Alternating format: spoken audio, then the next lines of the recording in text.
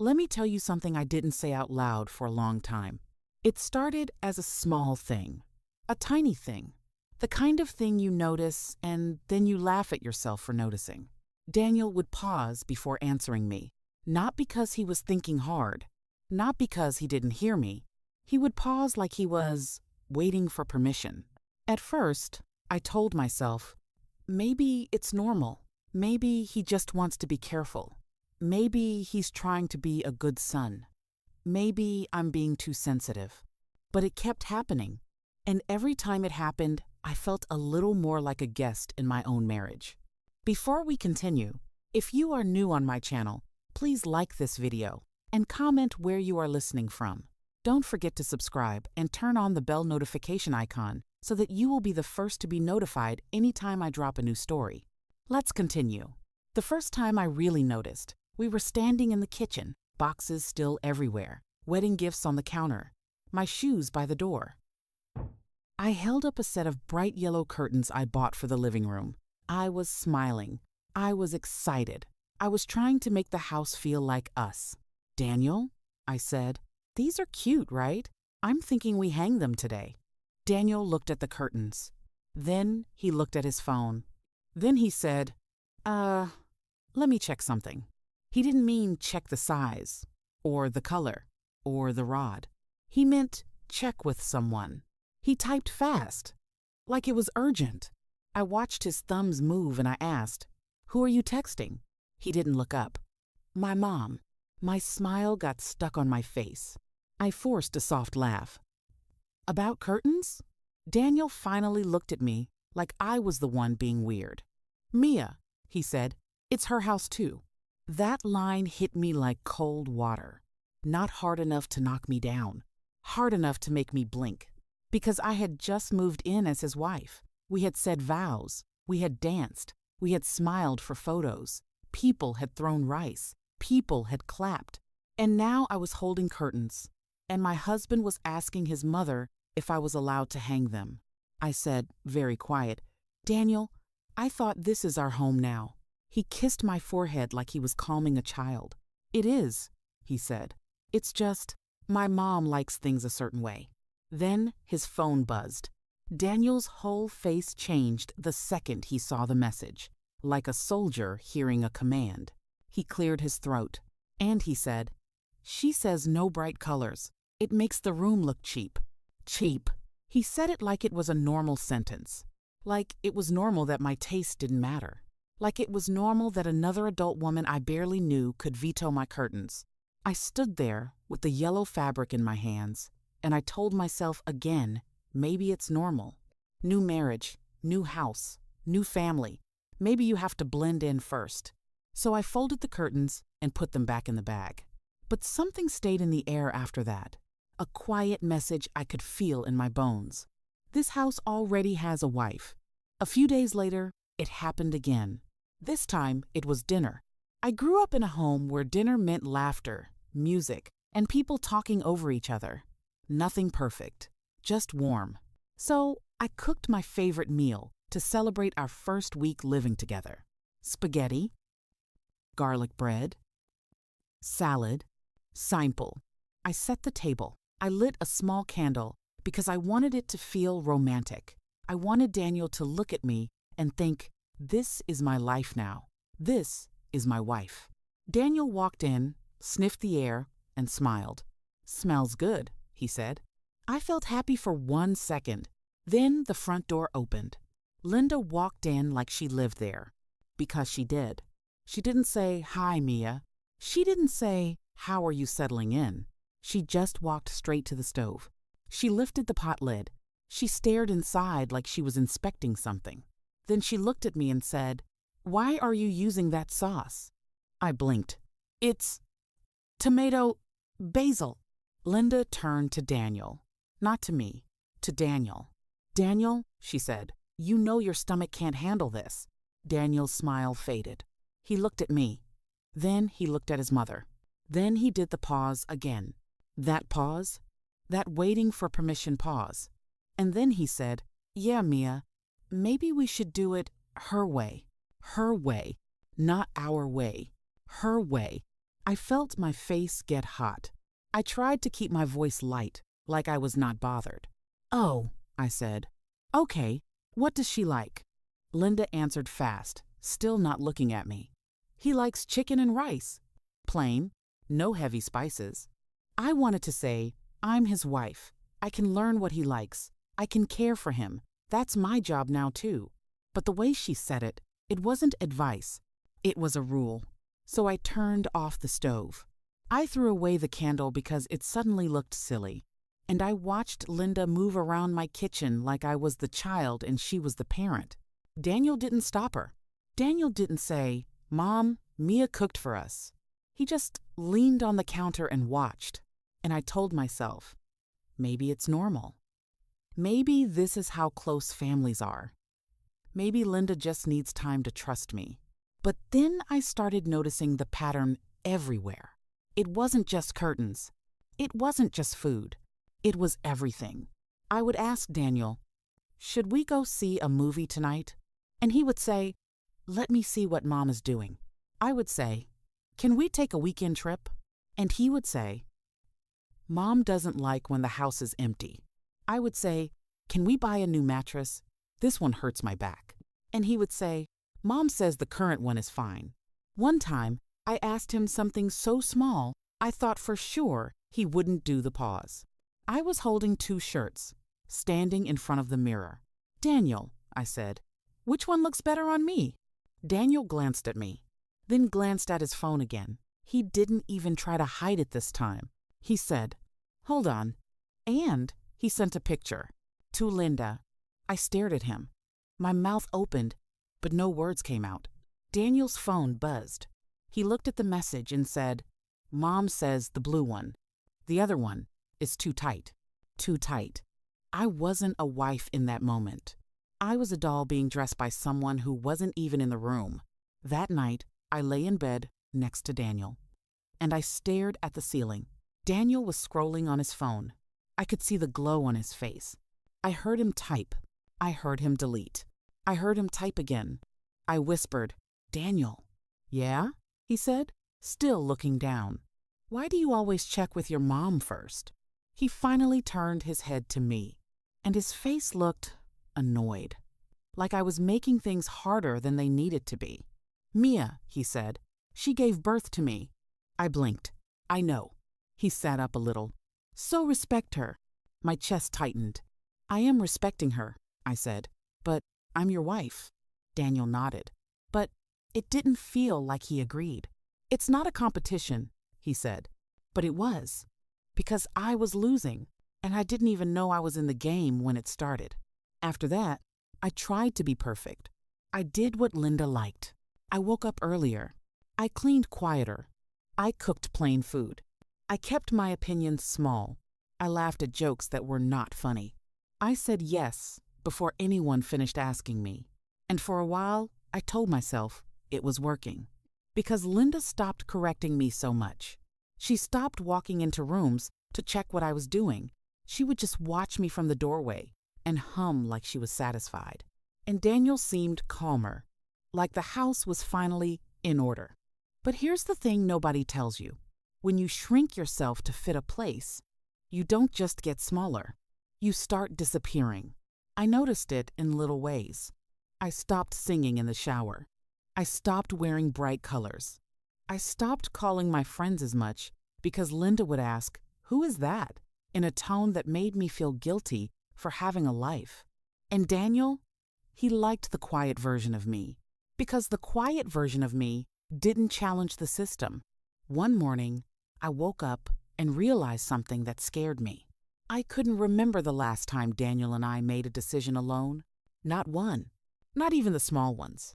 Not even what time we ate. Not even what we watched. Not even what side of the bed I slept on. Because, yes, even that became a thing. I had moved to the right side once because I liked the window view. Linda saw it the next day and said, "Daniel sleeps on that side." I said, "I didn't know." Linda said, "Now you do." And Daniel said nothing. So I moved back. Do you see what I mean? It was never one big punch. It was 1,000 tiny taps. Tap, tap, tap, until I started jumping at shadows. Until I started checking my own behavior like I was the one who needed permission to exist. And then came the moment that made my stomach turn for the first time. It was a Saturday night. Daniel and I had planned something simple. Just us. We ordered takeout. We watched a movie. I sat close to him on the couch. For the first time in weeks, I felt like maybe I could breathe. Maybe Linda was finally backing off. Maybe this new life would settle. Then Daniel's phone rang. He looked at the screen, and his whole body stiffened. "Mom," he whispered. He answered fast. "Hi, Mom." I couldn't hear her words, but I heard the tone. Sharp, short, like a person giving instructions. Daniel's eyes darted to me, then away. He stood up and walked into the hallway, turning his back to me. That small thing, that turned back thing, it did something to my heart. Because if it was nothing, why hide it? If it was normal, why whisper? When he came back, he sat down like nothing happened. I waited a beat, then I asked, "Is she okay?" Daniel shrugged. "Yeah, that's it?" I asked. "She called just to say, yeah?" Daniel's jaw tightened. He said, "Mia, don't start. Don't start." Like my questions were the problem, not the secrecy, not the control. My questions. I swallowed hard and said, "I'm not starting anything. I just want to understand." Daniel stared at the TV, not at me. "She worries," he said. "About what?" I asked. He didn't answer right away. He did the pause again. Then he said, "About her home. Her home. Not ours. Her home." I leaned back against the couch and felt cold all over. Because in that moment, I understood something I didn't want to understand. I wasn't building a marriage. I was living inside someone else's marriage. Later that night, we went to bed. Daniel fell asleep quickly. I didn't. I listened to the house, the quiet hum of the fridge, the faint sound of a car passing outside, the soft breathing beside me. And then I heard a sound that didn't belong, a soft click, like metal, like a key. I held my breath. The hallway floor creaked. Slow footsteps, coming toward our room. I sat up. My heart pounded so loud I thought Daniel would wake up. The doorknob turned, very slowly, very calmly, like whoever was outside knew they had the right. The door opened a few inches, letting in a slice of hallway light, and a voice whispered, firm and sure, "Daniel." I froze, because I knew that voice. And Daniel, still half asleep, answered like it was the most normal thing in the world. "Yes, Mom?" And then he shifted, making space on the bed, as if she belonged there. I stared at the opening door, shaking as Linda pushed it wider. And Daniel didn't even look surprised. He just sighed like I was the one who should understand. "Mia," he mumbled, eyes still closed. "Just respect her." And Linda stepped into the room, right toward our bed. "Listen, I need you to understand how unreal it felt, because Linda didn't creep into that room like a thief. She walked in like a queen, like the bedroom belonged to her more than it belonged to me." The door opened wider. The hallway light spilled in. And there she was, Linda, in her robe, hair wrapped, face calm, no shame, no sorry, just purpose. "Daniel," she said again, firm, "I need you." Daniel sat up, rubbing his eyes. "Yes, Mom," he mumbled. I was sitting there frozen, clutching the blanket to my chest like it could protect me. I whispered, "Daniel, what is this?" Daniel blinked at me like I was being dramatic. "Mia," he said, low and tired. "She just needs something." Linda didn't even look at me.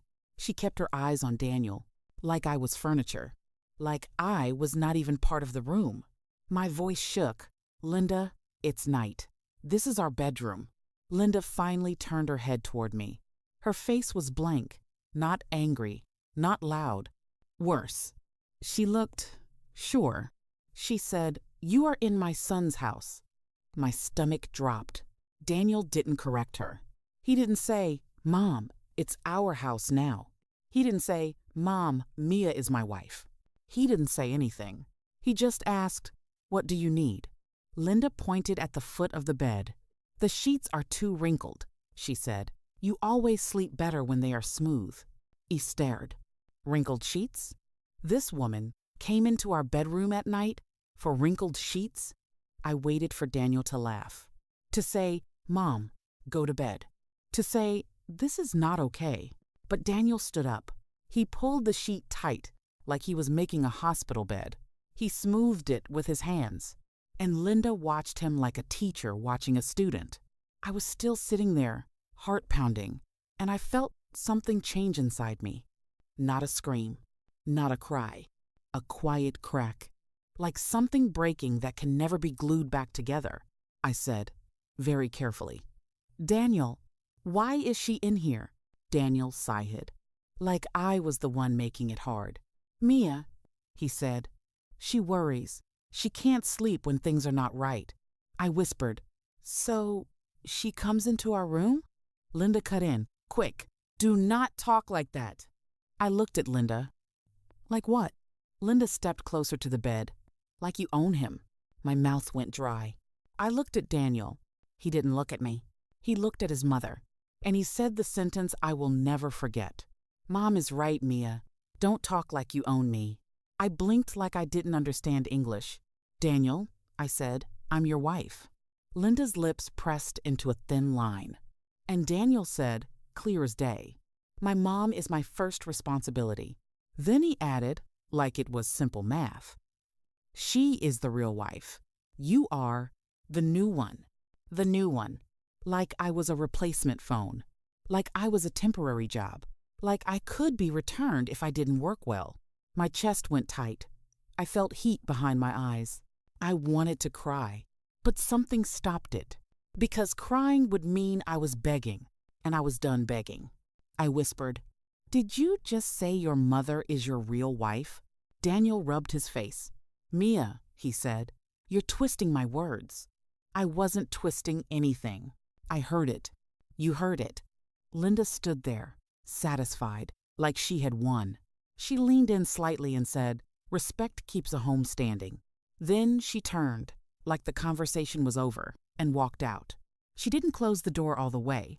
She left it slightly open, like she was telling me, "Even your privacy is mine." Daniel climbed back into bed. He turned his back to me, and he fell asleep. Just like that. As if nothing happened. As if he didn't just smash my heart with a calm voice. I sat there in the dark, staring at the open door. I kept thinking, maybe I'm dreaming. I waited for the anger to hit. But what hit me was something colder. Clarity. A clean, sharp truth. I wasn't safe here.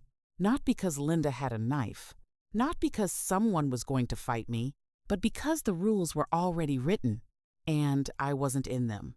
I finally lay down, still fully dressed, staring at the ceiling until morning. When the sun came up, the house felt different. Like it was watching me. Like the walls knew what happened in that room. I got up quietly. I went to the bathroom. I looked at myself in the mirror, and I barely recognized the girl staring back. Her eyes looked tired. Her shoulders looked smaller than they used to. I whispered to myself, "Mia, where did you go?" Then I heard Linda in the kitchen. Her voice was sweet. Not sweet to me. Sweet in a way that felt fake. "Daniel, baby," she said. "Come eat. I made your eggs." I walked into the kitchen. Linda was already dressed. Already perfect. Already in control. Daniel sat at the table like a boy. Not like a husband. He didn't look at me when I entered. He just ate. Linda placed a plate in front of me. Not asking what I wanted. Not saying good morning. She said, "Eat." I didn't sit. Linda glanced at me. "Why are you standing?" I said, "Quiet. I'm not hungry." Daniel finally looked up. He frowned like I had broken a rule. "Mia," he said, "don't do this." I asked, "Do what?" Daniel's voice got firm. "Make it a big thing." I stared at him. I said, "Daniel, Your mother walked into our bedroom last night. Linda cut in fast. And? My hand started shaking, but I kept my voice steady. That is not normal, I said. Daniel pushed his plate away a little. He sighed again, that same tired sigh. Mia, he said, in my culture. I stopped him. No, I said. Don't hide behind that. This is not about culture. This is about boundaries. Linda's eyes narrowed. She stepped closer and said, Boundaries are for strangers. Then she looked at Daniel and said, Tell her. Daniel looked at me, like he was trying to be patient with a child. And he said, Mia, just respect her. There it was again. The magic word, respect. Respect meant be quiet. Respect meant obey. Respect meant disappear. I asked Daniel, if I walk into your mother's bedroom at night, would that be respect? Daniel's face tightened. Linda snapped, Do not compare yourself to me. I nodded slowly. Okay, I said. So we are not equal. Daniel said, Mia. I lifted my hand. Daniel, I said, answer one thing. He stared at me. I said, Who are you married to? The kitchen went quiet. Even the fridge hum felt loud. Daniel didn't answer right away. He did the pause again. That pause. The same pause that started all of this. Then he said, softly, like he was choosing his words, I'm married to you, but my mom comes first. My heart didn't even break then, because it had already broken. All I felt was that cold clarity again. I looked at Linda. Linda smiled. Not a happy smile, a victory smile, like she had been waiting for him to say it. And in that moment, I saw the whole future. Me cooking while Linda watched. Me dressing while Linda judged. Me sleeping while Linda entered. Me having kids while Linda took over. Me shrinking more and more until I was nothing. I swallowed. I nodded once. Okay, I said. Daniel blinked. Okay, what? I didn't answer. Because if I answered, I might scream. And I didn't want to scream. I wanted to be smart. I walked back to the bedroom. I closed the door. For the first time in that house, I locked it. My hands moved by themselves. I pulled out a suitcase from the closet. I opened it. I stared at my clothes. And I realized something scary. I didn't know which clothes were mine anymore. Because for months, I had been dressing for Linda. I picked the bright yellow shirt I never wore in that house. I folded it. I put it in the suitcase.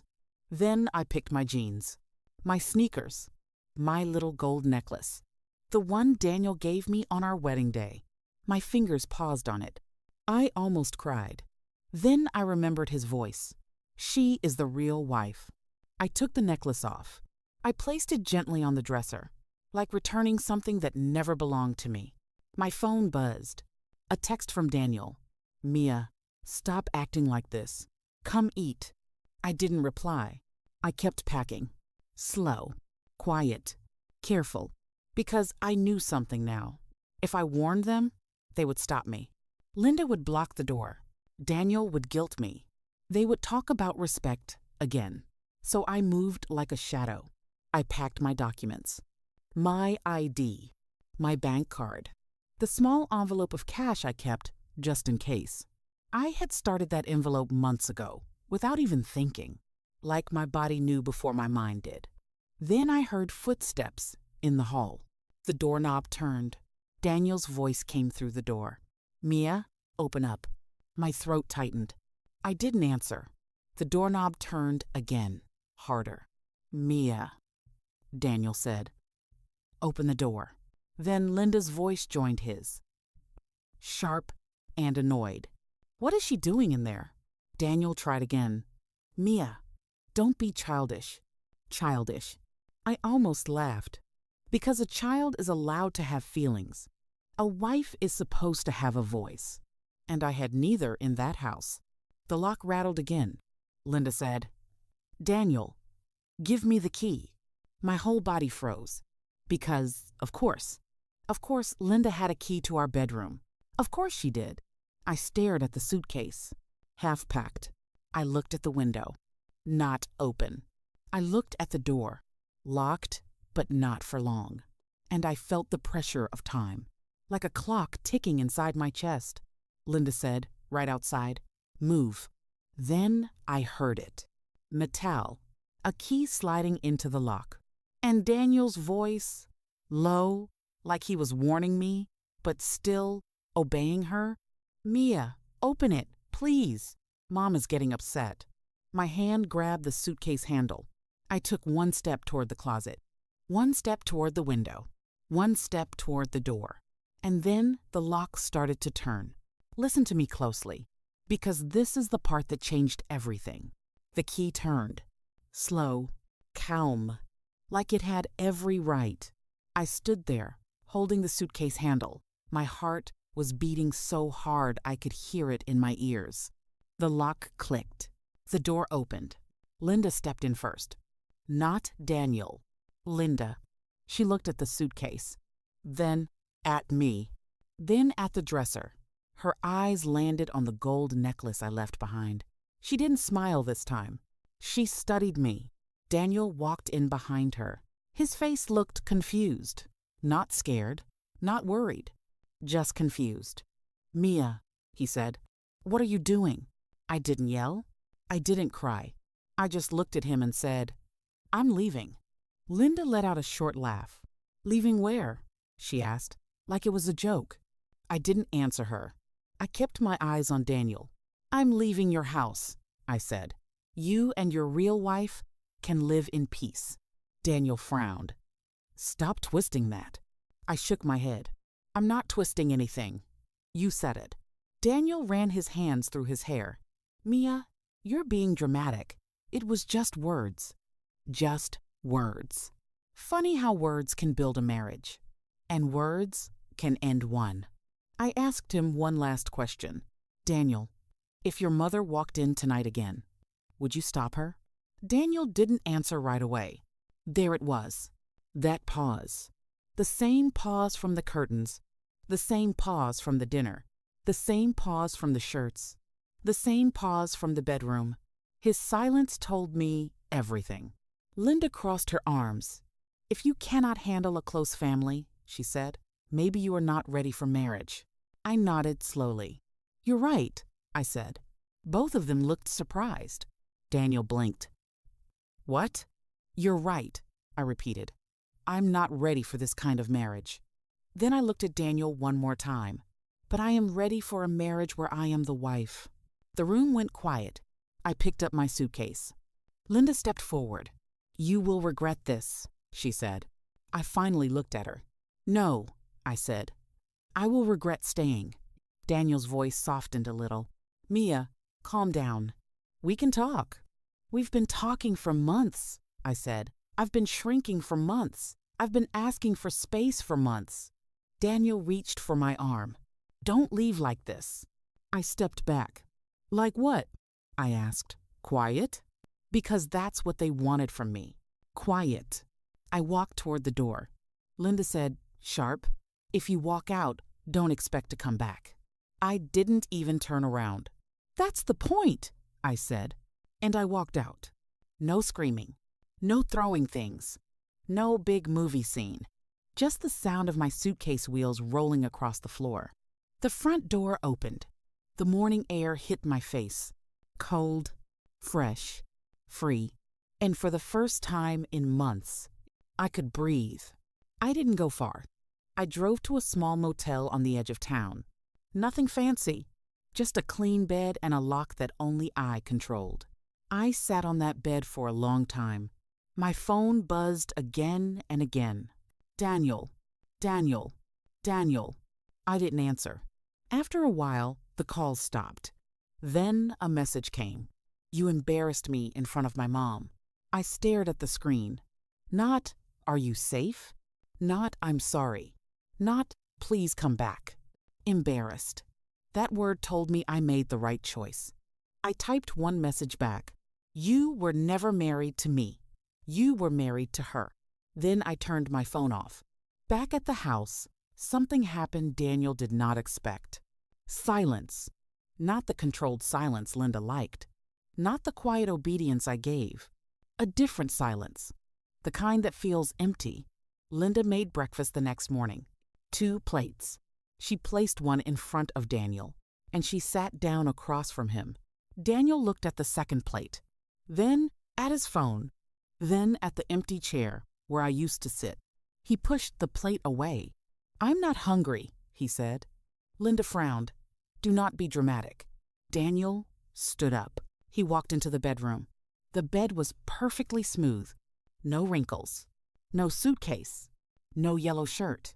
No soft laugh in the bathroom. No humming in the shower. Just a clean, quiet room. He opened the closet. Half empty. He walked to the dresser, and that's when he saw it. The necklace. The gold one he gave me on our wedding day. It was sitting there. Not broken. Not thrown. Just placed down gently. Like a final answer. Daniel picked it up. For the first time since we got married, he didn't call his mother. He just sat on the edge of the bed. Alone. Linda's voice came from the hallway. "Daniel, are you coming?" Daniel looked at the open bedroom door. Then he looked at the necklace in his hand, and something small shifted inside him. A question. A real one. He walked into the hallway. "Mom," he said. Linda looked up from the kitchen. "Yes?" Daniel's voice was slower now. When Mia asked who I was married to, why couldn't I answer fast? Linda's face changed. Just a little. "You answered," she said. Daniel shook his head. "No." I hesitated. Linda crossed her arms. "You are overthinking." Daniel stared at her. "For months, I checked with you about everything." Linda said nothing. Daniel's voice got softer. "Did I ever make a choice with my wife without asking you?" Linda's silence felt heavier this time. Daniel looked around the house. The curtains Linda chose. The food Linda cooked. The rules Linda made. And he realized something that hit harder than any fight. He had never actually been married. He had just added another woman to his mother's house. He whispered, almost to himself, "I lost my wife." Linda's voice got sharp again. If she leaves that easily, she was not strong. Daniel shook his head. "No," he said. "She was strong enough to leave." And for the first time, Daniel didn't wait for permission to feel that. At the motel, I turned my phone back on that evening. There were no angry messages. No threats. Just one text. From Daniel. "I think I never really chose you. I'm starting to see that." I stared at it for a long time. Then another message came. "I don't know how to fix this. But I know I was wrong." I didn't smile. I didn't rush back. Because this wasn't about him finally understanding. This was about me finally choosing myself. I replied one last time. "When you learn the difference between respect and control, maybe we can talk." Then I placed the phone down. I walked to the mirror in that small motel bathroom. And for the first time in months, I saw myself again. Not small, not quiet, not waiting for permission. Just me. And that was enough. Because sometimes, the only way to become someone's ex is to realize you were never truly their wife in the first place. Comment Part 2.